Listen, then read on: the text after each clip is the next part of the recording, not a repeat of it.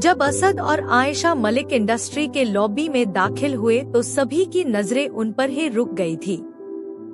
असद का cold demeanour and Ayesha की हल्की फुल्की मौजूदगी ने सबके ध्यान को अपनी तरफ खींच लिया। उसकी मॉडेस्टी और खूबसूरती लोगों का ध्यान अपनी तरफ खींच रही थी। मीटिंग के दौरान आयशा को एक लड़के शाहमीर की निगाहों का एहसास हुआ। उससे अचानक अजीब सा लगने लगा और वो असद के करीब चली गई। आयशा, तुम ठीक हो? असद ने पूछा। जी सर, बस थोड़ी सी घबराहट हो रही है, आयशा ने जवाब दिया। जब असद ने देखा कि शाहमीर आयशा को ढो रहा है तो उससे गुस्सा आया और वो आयशा को शाहमीर की गंदी नजरों से बचाने के लिए उन दोनों के बीच जाकर खड़ा हो गया। उसने आयशा और शाहमीर के दरमियान अपनी जगह बना ली। आयशा को पता नहीं चला कि क्या हो रहा है, उसका सारा फोकस मीटिंग पर था। मीटिंग के दौरान असद का ध्यान बार बार शाहमीर पर जा रहा था, जो बिना किसी शर्म के आयशा को घूरे जा रहा था। यह सब देखकर उसे बहुत गुस्सा आ रहा था, पर वो किसी तरह अपने गुस्से को कंट्रोल में करने की कोशिश कर रहा था। यह सब देखकर उसके मन में आयशा के लिए प्रोटेक्टिवनेस बढ़ने लग गई थी।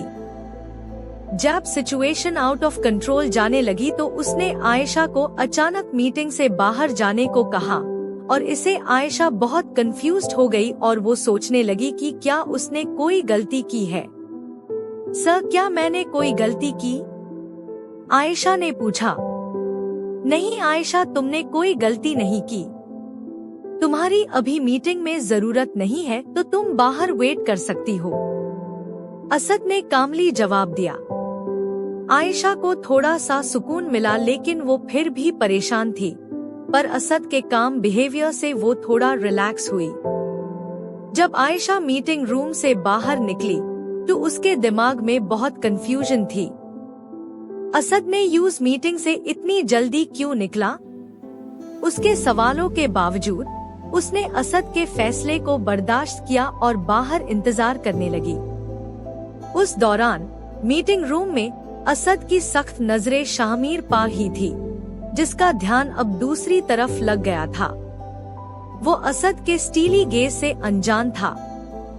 जब मीटिंग खत्म हुई, असद ने शाहमीर पर ज्यादा ध्यान देने का इरादा किया। बाहर आयशा के सोचने का सिलसिला असद के आवाज से टूटा जब वो मीटिंग रूम से बाहर आया। आयशा, चलो ऑफिस वापस चलते हैं, मुझे तुमसे कुछ इम्पोर्टेंट बात करनी है, आयशा ने सर हिलाकर जवाब दिया। असद के मुख्तलिफ अल्फाजों से वो और क्यूरियस हुई। जब वो ऑफिस की तरफ रवाना हुए, उसने सोचा कि ऑफिस में क्या होने वाला है। छोटी सी बात थी, उनका सफर अब एक नए मोड़ पा जाने वाला था।